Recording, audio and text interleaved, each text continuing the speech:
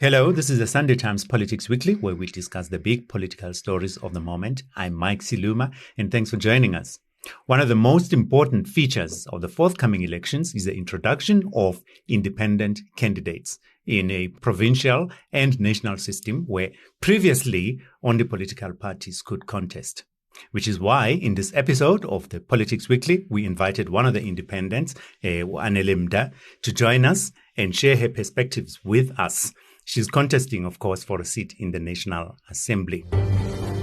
You asked Mr. Ramaphosa to sit down first. I'm standing. Now I warn you. I need to put on my big girl panties and keep going. You can't have two speakers standing at the same time. Security services of the Republic of South Africa, you may intervene. There's been several attempts on my life. Lower that hand on it's not allowed. The president is accused of serious crimes. I know I'm going to become the president of this country. You are going to be the president. I am going to be the president of South Africa. Of South Africa. There's no confusion. Of South Africa. I will cancel race. Corrupt people do not eat alone. They have a spider web. I'm there. I can lead them. I'm ready to be the president of this country. I now suspend the proceedings. I have warned you.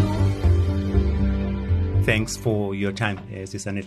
Thank you so much, but Mike, and good afternoon or good day or good morning, depending where your listeners will be listening from. Yeah. But as we get into our conversation, I'd like to play this clip for you, and then it'll kick us off. All right. Ladies and gentlemen, the IEC officials and the board and everyone else that is here, I greet you all this afternoon. Where is my photo, IEC? Yes. No, I can't. No. The one that is registered to be on the ballot. People are not going to see this on the ballot. Where is my photo? The other political parties have been having their banners there, their logos. Where is my photo? I was asked to send a photo that is going to be on the ballot, and I did. Where is it? No, but it must be reflected here. People are not going to vote for an empty space when they are voting for me. They are going to vote for a person.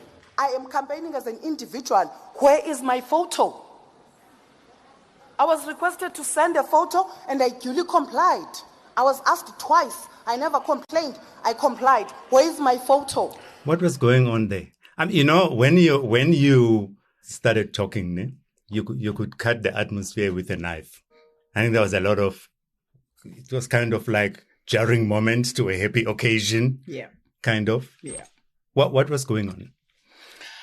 I think the first thing, Mike, is that was such an august occasion. And not just august by the level where it was pitched, but it was august also in the nature of how historic it is.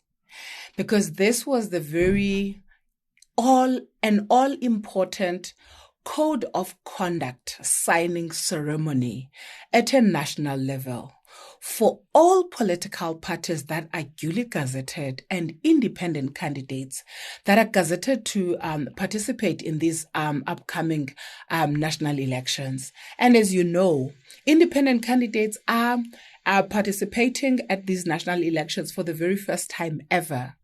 How on earth was it even conceivable that IEC could imagine that it would be correct that they fully apply themselves consciously and they are aware and they are up to so much full presence of the mind when they are preparing the segment that involves political parties, both old and new for that matter. And when you come to the aspect that is very important, the aspect that is historical about these elections, the coming of the newcomers, the people who are the change makers, the people who bring a different segment and element about the all importance of the maturing of our democracy 30 years after we attained it, you decide that you're going to lower the bar. You decide that you're going to drop it. And you're not just going to drop it. You're going to drop it so disrespectfully. You're not even going to see us. You're going to deface us. You're going to push us to the periphery. You're going to act like we are not there. Because I was called on stage, right? Mm-hmm. And I'm called after good Good is the last political party, right? Then I'm the first independent candidate. Leave out that I could be the first because my name starts with an A. Maybe alphabetically, it was designed that I would be the first. And you call me and then you walk to your seat with that nerve of not saying anything. And my photo is not reflecting at the backdrop where consistently since we started at 10 o'clock, all political party identity or logos were reflected there. You don't see it needed that you must offer me an upfront apology or an explanation, or you must make a generic explanation to the whole entire event so that you just lay the issue aside for all independents. Yeah. So my standing firmly on that day, it was not really because I wanted to make a statement for Anele. It would have been cowardice of me to have allowed IEC to do what they wanted to do to me, because I would have put my fellow independent candidates at a very shaky ground, because I would have been the first person and I would have okayed that nonsense. And no one else was going to have the courage to come back and say, no, we demand better. And for me, it was important that I standing up for myself and my fellow independent candidates, but also it was time that we really began to express it live. What do we mean when you say we need accountable people? Yeah, because another person might have decided, this is an important occasion, public occasion, and then, and chosen to raise the issue after the fact or privately, to say, I really didn't really like it. It was not to be. Because, it was not to be, not for me, and even not even at if this it time. Embarrassed the IEC, because there was a lot of embarrassment there, a lot of It embarrassed was. faces there. They really got embarrassed. And I must say, they were embarrassed by their own misfortunes. They caused that embarrassment to themselves. And you know how they even they furthered that embarrassment? It was by their steadfast of thinking that they were going to sit the way they did. And they thought that ultimately, because they were steadfast in sitting, I was also going to give in. I was never going to give in. I'm not the type. Once I get into the ring, we have to settle. There has to be an outcome. Listen. It can't be a tie. Someone must bow and someone must emerge, one way or the other. Yeah. On that day, I was an all-important occasion guest. And I was going to be treated with the manner that the other guests that were treated before me were accorded. So there was no way I was going to lower the bar and lower it with my name. Okay, now tell us about yourself. All right. Home is where? I take it that the person that you are was molded by a home, a community, a people. True. Where is that? I was born in Bizana. Bizana is a beautiful small town, underdeveloped currently, thanks to the messy ANC. Small, beautiful town of Bizana in the Eastern Cape. That is where I was born. And I was born in a household, in a family of politicians, activists, academics, you name it, business people, whatever you can think of. And it sounds like I was born from a family that was, big and well-to-do. Yes, it was. But I went to grow up in Flagstaff at my grandmother's home, a Holy Cross. There's a hospital, a missionary hospital that was built way back. It's called Holy Cross Hospital. So our village is not far from Holy Cross Hospital. That's where I grew up. Was brought up by an awesome quintessential queen, my grandmother, Nomatolo. She passed away on the 27th of December in 2020. The person who sent me to grow up in Flagstaff was my grandfather, Cape-born Mda. He's a man who introduced me to politics. He is the man who made me to experience the brutality of the Boers and the the apartheid police force, how they were treating people and black leaders at the time. Because I think at the age of 4 or 5, when they used to come at night and whatever time to raid our home in Bizana in town, where my grandfather had a house. He still has that house even now. And most of the time he used to climb up the ladder and go sleep up in the ceiling board because that was as an escape, And he was a man who worked closely with the late President Oliver Tambo, and is a person who also, through him, I got to get exposed to uMakhuluwini at a very young age. And my relation with her... When you corrected me, Winnie, not Winnie Mandela, Winnie Madikizela. Winnie Madikizela, uMakhuluwini Madikizela. And we end there. We end there. Yeah. I'll come back and explain why we end there. So that's the person who introduced me, who brought me into politics. And, my grandfather intentionally molded me into a leader at a very young age. I mean, he used to bring me newspaper cuttings specifically on political issues, and he would make me read those. He used to take me with him when he's going to political meetings. Most political meetings around the area were held in forests, were held in churches to disguise. This is around when that we're talking? We're talking around 80, 84, 85, 86, around there. And during those times. This is at the height of absolutely. Of the uprisings. The long uprisings, the very raw brutality at the time, So it was extremely the peak of it all, as you know.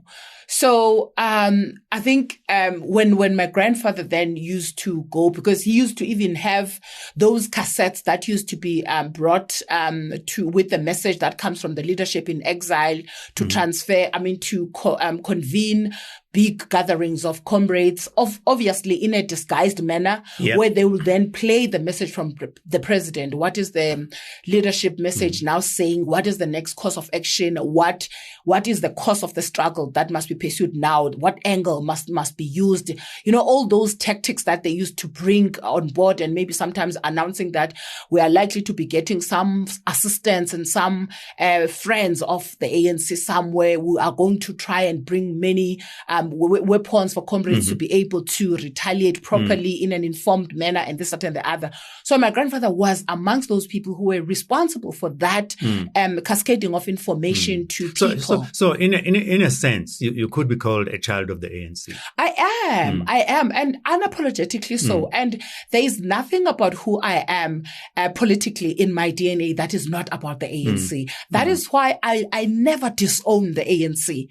And I can never at any point begin to imagine that I am who Anele has become outside of what the ANC did. I am a product of a progressive politics of the ANC that were about an intentional shaping of the next layer of leadership that must emerge, understanding the true struggle of the people and underpinned on the correct principles that, depict what the struggle and the course of the struggle that many leaders were involved and engaged on was about. Yeah. And your active and conscious engagement, with politics. It starts where? It actually starts where you make an active choice. That... It starts in high school. It starts when I'm in Port St. John's High School.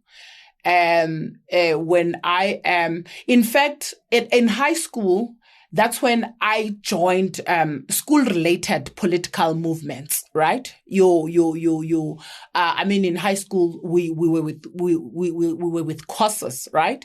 But before that, I was in the community, not ANC branches at that time because they were not branches, right? But it was your underground disguised branches, of the ANC. We were Amavulandlela, right? And we some which looked like youth groups or church groups. Yes. Or some and other. That was when I was already 12 years old. Right? So I would say my political activism started when I was between the ages of 12 and 13. Because in the Amavulandlela programs, that's where, for instance, we'll be taken to Umkhabulo, we'll be taken to Ibosperat, we'll be taken to various sessions where we'll be given books to read on the Abasebenzi, Umkhabulo, and the different papers that maybe would be circulating underground that were to continue shaping the discourse and us understanding the politics politics of the day. So that time I was around 13, 14, 15.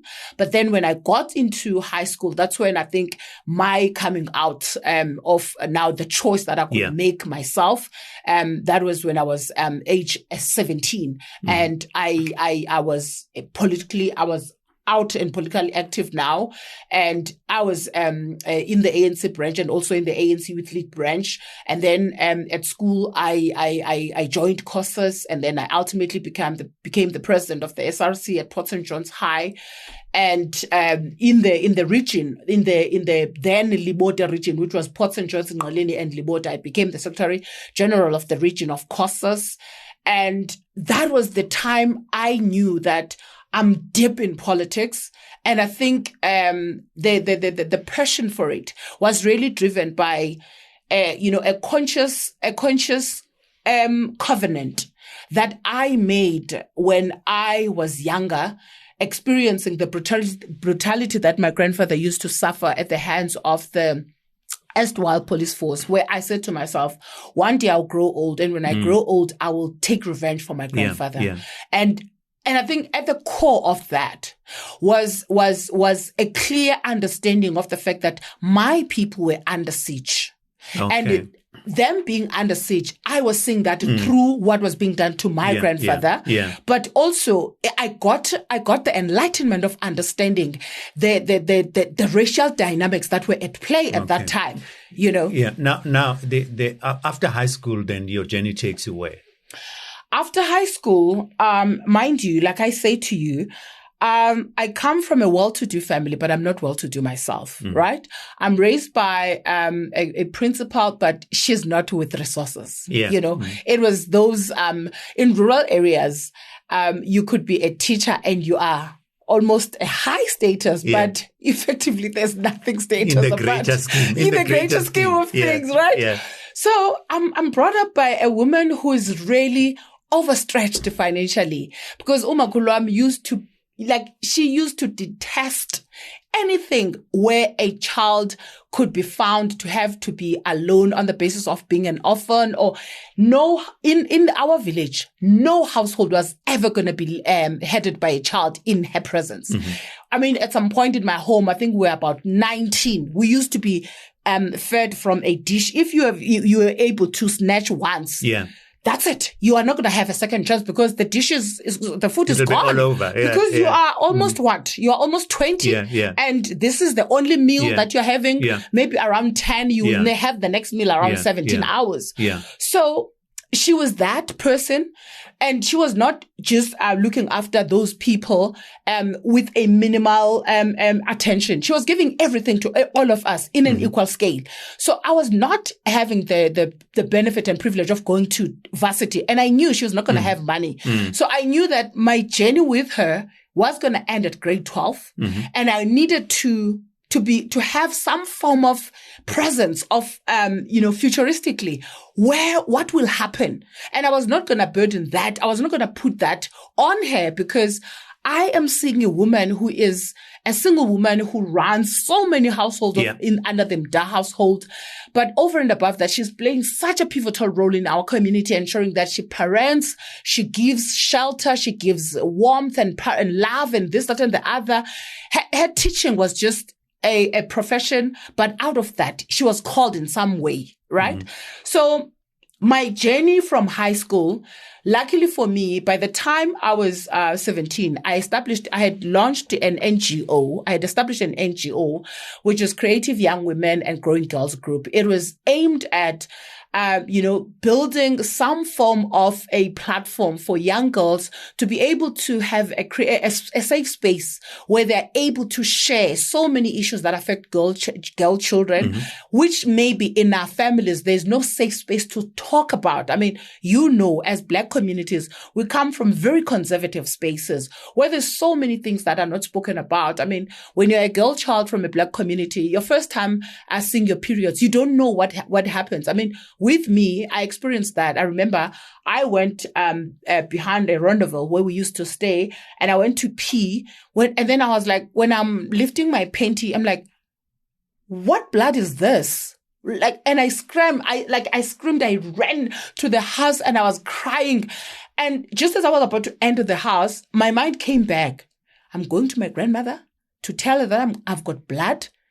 Definitely there's something that I've done wrong. So I can't go and report myself because I'm going to get a hell of a beating. So can you imagine the traumatic, awakening of such things? And you don't know how to deal with them. And in the household, there is no environment that enables you to cough out such things in a manner that says you don't have to first penalize or punish yourself. There's nothing. But let me ask you this while you're about that. Do you think the situation would have changed for most young girls today? Look, I do believe that, honestly, the old way of parenting was great. And I don't think we should want to dilute it by wanting to transfer things that we anticipate could have, because we don't have a guaranteed surety about that.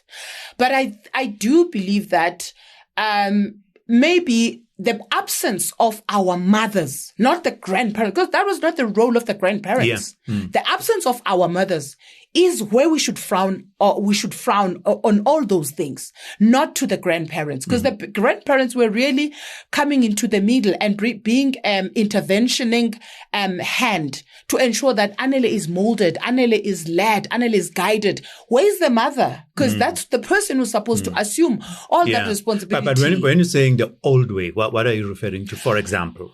I'm referring to the progressive conservation, the progressive conservative aspect of parenting was great.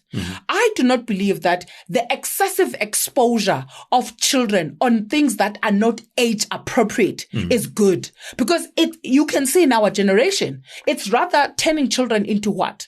You put your word and the child said, but would you dare do those things back in the days? Back in the days, you used to know that the line of respect, when, for instance, a person is talking, a parent, an elderly is talking, it doesn't have to be your mother, your grandmother, your father, any person who's an elderly is deserving of respect from you, right? Yeah. And you didn't have to choose whether to or not. It was mandatory. And we were very respectful to that, because I think more than anything, it was also understanding that respecting Put Mike is also my way of respecting my grandmother, even in her absence. So when Put Mike comes across my grandmother, Put Mike will be like, oh, by the way, one day I bumped to Anele. What a pleasant child. I was carrying plastics. I was coming out of a taxi. She grabbed them, one patisa, and we walked. And I want to commend you for bringing up such an orderly child. So I do not want to believe that the old way, as conservative as we can say it is, this collaborative parenting that is being done today, the one of no consult, no check, no their feelings.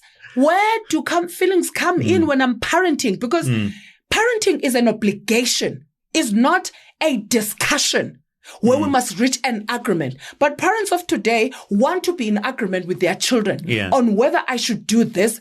Thank God I'm not that kind of a parent. The parent must always be the adult in the room.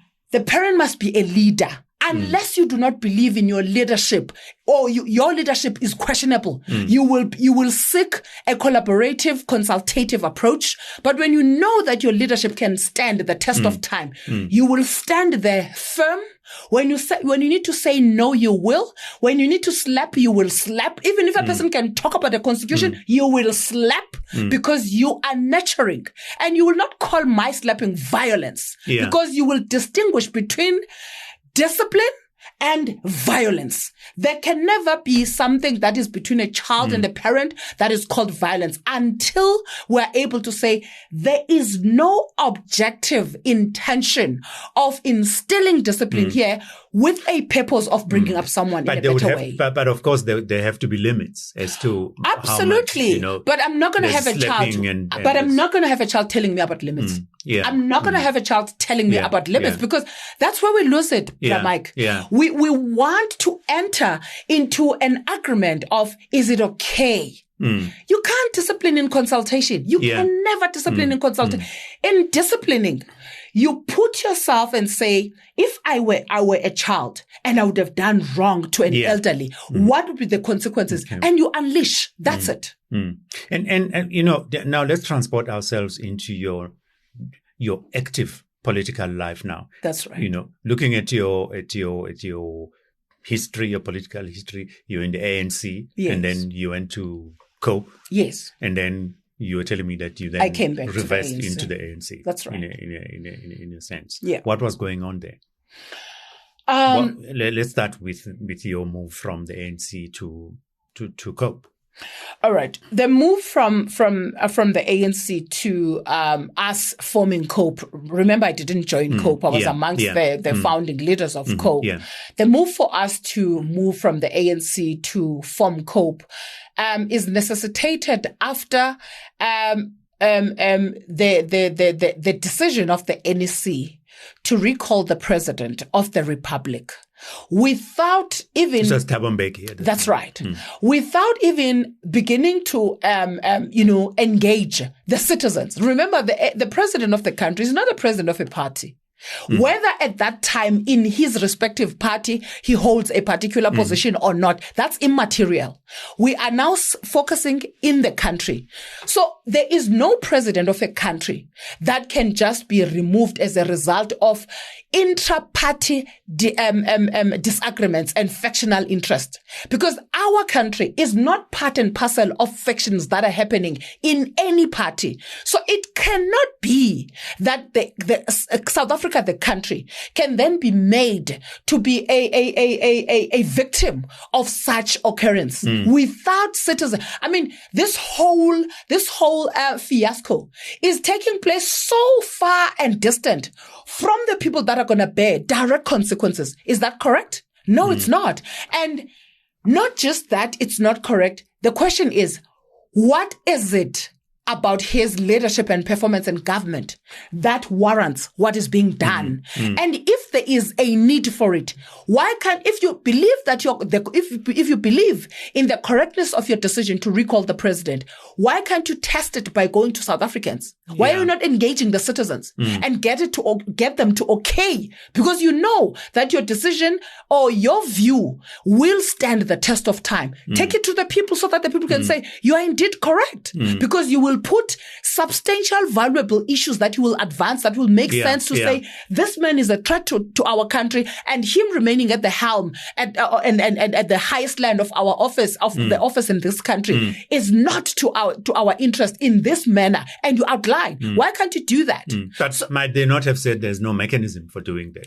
Exactly the point, which was then the reason why it was clear to us that should we allow this unprecedented travesty kind of a leadership to continue and not be challenged, and there be no display of disgruntlement from within the citizens of South Africa, we would have let ourselves down. We would have okayed. If we would have done that, Zuma would not have dilly-dallied for the many weeks that he dilly-dallied after he was told, get out of the office. He would not. Because it would have been, though it's correct, when the ANC needs to recall, it must just do as it pleases. Whether it affects the citizens or it doesn't, it would be of no material effect to the people. So I'm trying to save us time because we've still got a bit of ground to cover. Then you're part of you're a founding member of COPE, and then you go back to the ANC. What caused that? We go to Parliament, we become members of Parliament. Mind you, becoming members of Parliament, we are no longer serving COPE, we are serving the people of South Africa. But we are in Parliament to serve the voters who believed in us, right? And who gave us a chance. But instead of us being fully present to the needs of the people of South Africa who sent us to Parliament, COPE is busy on a leadership tussle for a whole entire 2.5 years. So much so that COPE is in court, absent in the national landscape of politics. Current issues are moving. The voice of COPE is nowhere because COPE is entangled on egoistic issues that are about two men who none of them is willing to bow and say the will of the people must emerge.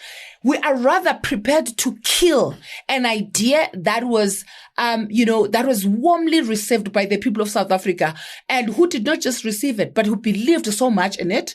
And I felt it would be disservice of me to continue being in parliament, enjoying the perks and benefits that came with it, whilst I was not able to fully discharge my responsibilities and be able to go to communities and constituencies, do my work as a member of parliament, and I'm able to discharge those and ensure that on each day when I rise in parliament and speak, there's a community that I'm representing. And when I felt that I was not able to do so, it was futile of me to be in parliament because I would have stayed for the full term just so I can be able to attain the many benefits that comes with being in parliament, including the high pensions that you come with, the high gratuity that you get, the endless flight tickets that you get from SAA and all those things. And that for me was not worth the sacrifice of the people that made me to be in parliament. Okay. So I felt I should leave that space so that I can demonstrate my honesty to the people of South Africa. And that honesty, if it meant I needed to leave the gravy train,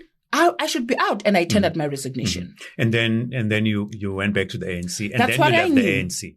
What made you leave again? I went back to the ANC, but upon coming back to the ANC for the second time, I really did not play any active role. And I think going back was really I think it was more of going back to what I know. It's like when you got married and then you divorce, you go back to your home, right? Yeah. So it was more like, this is the only place I know I belong to, right? In the political spectrum. And I was not to shop for a political party because I was not looking. I didn't leave the ANC because I was looking for a political party. Hence, I did not join one. Yeah. I helped to establish one, right? Mm-hmm. So going back was more rather walking back into a closet, which I belong into. But obviously, that was still with my intentional individual reflection and assessing of the environment. And the reality was that the rot that I had observed was still there, and I was not going to align with it. Hence, the decision to pull out and be at the back seat and not play any active role, ultimately exiting the space. Okay. And now you are campaigning to go back to parliament. That's right. Okay. How does one characterize you as a candidate? In other words, are you a woman candidate? Are you a youth candidate? Who are you appealing to? Who in your mind's eye, who are you seeing as your constituency, as it were? Look, I'm a leader in South Africa, right? And I'm not a leader of a particular season. Neither am I a leader of a particular group or sector. I'm a leader that's full stop. People who resonate with my leadership are old men who are inspired by the awakening of a vibrant young voice of a woman who understands that the attainment of this democracy ought to see the continuous breeding of leadership in the manner that the likes of Anele will emerge, right? People who resonate with my leadership are women, old women, who resonate with the 1956 cohort of women who have given up in thinking that there can ever be an emerging of a new, vibrant, honest women of integrity who are willing to serve and who are willing to carry the spear and hold it on the sharp side without having to be under the shield of men in politics. But there's also a group of people who resonate with my leadership, who are young men and young women, who see me cut from a cloth that they would want to use when they say tomorrow, South Africa is calling for a rise of new leaders. When they look at me, they say, we see Usis Anele. and we do resonate with what she stands for. But also, we are encouraged and motivated ourselves to use this kind of activism that is not party aligned, that is not conformist, but rather objectively about the progressive pursuit of an ideology that requires a constant, sober awakening of leaders who must rise in our country. Mm-hmm. They were talking, offline, right, about your approach to things. Yeah. I mean, if you look at, for example, how you dealt with the IEC episode, yes, if you are unhappy in that party, things are not going well, you leave, kind of thing. And I was asking you that if you are a politician, people expect you to conform. Yeah. You are in a political party, you listen to the party leadership and you follow. Some leaders even say, I listen to the membership. Yeah. With a collective or whatever. Yeah. You've been in the ANC, yes, kind of thing, to say, no, the leader can't do things because, even if they know what's the right thing to do. Yeah. And you then, is that why you decided to become an independent? That you don't want to conform to party? I think it's a combination of, I think it's a combination of factors. Amongst those is that I don't want my honesty to ever be taken away from me. Because I believe that a leader must be tested by her or his ability to stand on the truth, even when odds are against them. That's my measure of a leader. Yeah. And that's how I want to be measured. Hence, I have put myself in this public space for scrutiny. Will Anele stand the heat that comes with standing on that pedestal that she wants to go to? Will she be able not to bow to political pressures? Will she not get co-opted to dubious agendas? Will she not get into parliament? And after that, we see her jumping ship and becoming something that she said she was never going to be. And that's how I was shaped by the people who made me the leader that I am. That's how I grew up seeing leaders. My grandfather used to say, the test of a leader is through an integrity that never has a price on it at all material times. And I've never seen my grandfather, vacillating on issues. I've never seen him doing that. My grandmother equally, she has always been a stern, firm, upfront person. And that's exactly who I am. And in political parties, imagine having to sit in the ANC in this day and age and lie and say there's a good story to tell. What good story to tell? Imagine being in the DA and sit there and lie and say, no, there's a whole intentional embrace of Africans in the DA.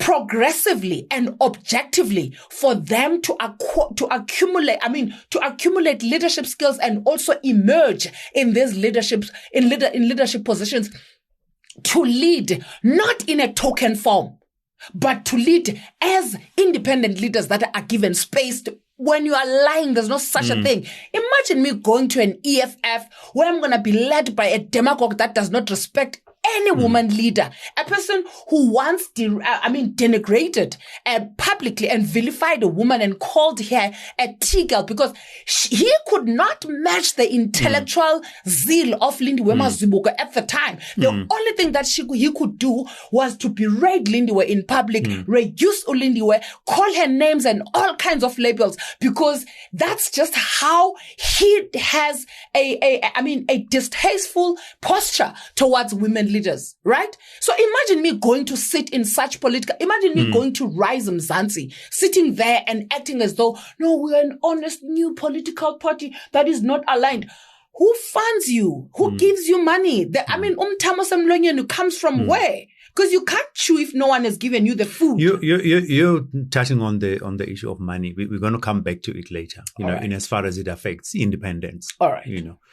But is it not true that the public perception of politicians today, based on their lived experience. Is that politicians lie? They don't find it difficult to say one thing today and say another and deny ever having said something, or spinning what they said yesterday to say, no, actually that's not quite what I meant, as in, the people say, we need to create jobs, and then they say, well, we'll create job opportunities, and then the people come back and they say, no, we didn't say jobs, we said opportunities. Exactly. Something amorphous like that. No, it's not even a perception, Mike, that it's a perception that politicians lie. They do lie, and I think over and above that, it's not even finding it.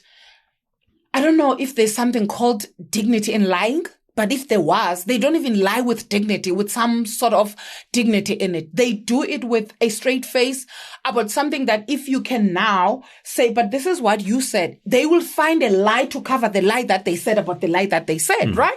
And those are the things that demonstrate to you that the rot in political parties, the party political hegemony in this country, whether tomorrow there can be a new political party, it's going to be infested by people that have been moved from one party to the other. So ultimately, the eventuality is that it's going to follow the same conventional trend of all political parties. How do we change this trend? The most important thing is that the citizenry vigilance is where it all starts and ends, Mike. As citizens, we need to detach the love for Anele personally as a person and hold Anele into a high ethical standard. That if Anele fails that ethical standard, we must not be overwhelmed by the fact that I just love her. There mustn't be levels of acceptability of things that we have said. I love the T-shirt right? that I'm looking at now. Yes, my gorgeousness. I'm sexy and all. My gorgeousness should not blind a citizen to fail themselves. And failing themselves so much so that they let me off the hook. That's where it is. And that's where we must force ourselves to go to. Do you think I'm happy when I'm going to have to speak about people that I've looked up to in the ANC? People that are, at some point, I wanted to emulate them so much in almost every single way, not just admiring them because they are women leaders, but admiring the fierceness in them and that feisty that is required, But when Abosis Nomvula, to now come to know later, you get bribed and I'm a bribe packs? Honestly, I'm a bribe packs? From inspiring us to be people, to be young women in the ANC who must know that you stand and stand firm, you stand and be unshaken, to now come back and erode all that inspiration that you have given to us. Do you even think, Tina, we are okay seeing disappointment, being disappointed by those people? And finding no reference to say, this is where my political inspiration comes from. It's painful to us as well to live to see our leaders having gone rogue and having gone into this state of just being, cheap to any highest bidder. Kora, here's the thing. I think the whole point of being elected and being a public representative is that you must have the influence to be able to change things for the better. It comes with numbers in parliament. These are the people you're going to have to work with. These leaders that we've just been talking about. How are you going to traverse that? But will there be people that you'll say, I will never work with so and so, I will never work with so and so, but maybe I can work with the other? Firstly, I'm going to be working with the resources of the country, which are not resources that belong to any political party. That's the first thing. Secondly, I don't intend to entangle myself in any coalition agreement or any arrangement with any political party. I'm intending to be an objective thinker who is independently uncaptured, who applies logic and objectivity in how she approaches things in parliament. And I will use what is the best outcome that will serve the people of South Africa on every single approach that I go on to in attending to a matter in Parliament. I don't believe the issue that speaks on the numerical strength has got any basis in weakening the value of independent candidates. As much as we're going there as individuals ourselves, there is absolutely nothing about a number which is a numerically of an individual who is one that is lesser of a block that is either 200 or 300. Because as you say, it's a numbers game. Have you not seen Parliament where the ANC needed to cross maybe on a certain motion with one member and there would be no one, or with one vote? Has it not happened in our Parliament? It has. So if anything, one of the things that South Africans must understand, the independent candidates in this coming 7th administration of Parliament, we are not just game changers. We are the pavers and pathfinders. We are the strategic shifting, pillars of where the maturing of the democracy of South Africa is going to tilt towards. We are the ones who are going to set the agenda. And I'm telling you, I'm not saying this with arrogance. Political parties are going to be the ones that are going to be running after us. Not the other way around. I've got no intention of... I left all of them before I went to Parliament. Why would I go on such a critical strategic pedestal as an individual and then go to Parliament and chase political parties for what? Let's talk about... You mentioned the issue of money earlier in our conversation. Yeah. Just briefly, if you can just share with us the challenges of being an independent, of campaigning as an independent, apart from the incident at the signing ceremony, at the pledge ceremony. All right. Firstly, in getting resources, in the resource mobilization journey, firstly, people, in most cases, in my case, most people have told me, especially business people, they've told me that when Anele, you can't be controlled. You listen to no one, which works against you. So there's no handler. There's no person that can be told, go speak to her. She must toe the line. You toe no one's line.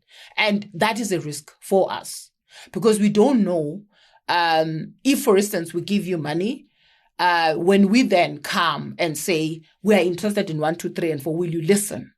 That has been the first thing, which is good because that speaks on my integrity, which is my leverage. And I never want to get that tainted. Secondly, it has been people who have been saying that we do business in government through a political party of this and that. So if we give you money, what if it gets discovered that we gave you money?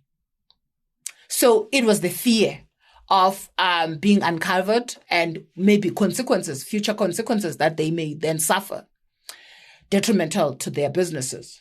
Third, it was how do we give you money as an untested, apparatus in the political space, effectively doubting this notion of independent candidates and a whole lot of things. And I guess I would want to say the last one was more legit. It was more better. Not that it's legit, but it does talk to the fact that there hasn't been much public, awareness and education of what did that constitutional court judgment meant when it allowed the standing of independent candidates to effectively simplify it to say, no, this is effectively not even the expanding of our Electoral Act. It's just a review of the Electoral Act and expressing it in the manner that it is designed to fully apply what is enshrined in our Constitution, right? So those are challenges that I've faced, and I have had to humbly accept them and walk away. And it has been very frustrating because as a result, my campaign has not received any resources, none whatsoever, except for my own resources and also from well-wishing people who have been responding to my social media campaign of 50 Rand donation. You've used a lot of social media. Yes, I have. I have. And it has paid off. It has paid off. I mean, I think we've procured T-shirts, we've procured beautiful posters. Have you seen my posters? No, I haven't. I should see one. Listen, yeah. Top quality, and I don't want a journalist. I can see the T-shirt also. It's quite most def, and it's really through assistance that comes from even people who most of them I don't even know. I mean, I remember I saw in one of the transfer to my account, it was 10,000 rand. The person didn't put their name, they didn't put their number, they simply said, "All the best, Anele." And that tells you there are people who genuinely sees the validity of the value that comes with the independent candidate, but also who believes in Anele's leadership. And I think my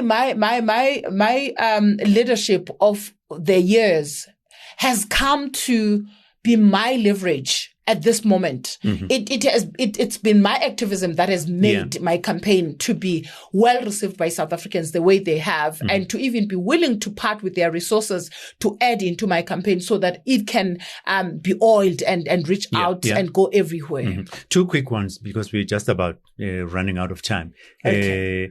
Family, what did they say when you said you're standing as an independent? Okay, the only person I told was my uncle, because family for me has been my grandmother. Yeah. My uncle was like, "Are you sure that's a bold step?" And I'm scared as you're saying it. And I said to him, "I am sure, and it's scary to me too, but that fear is not enough to stop me. I'm going ahead."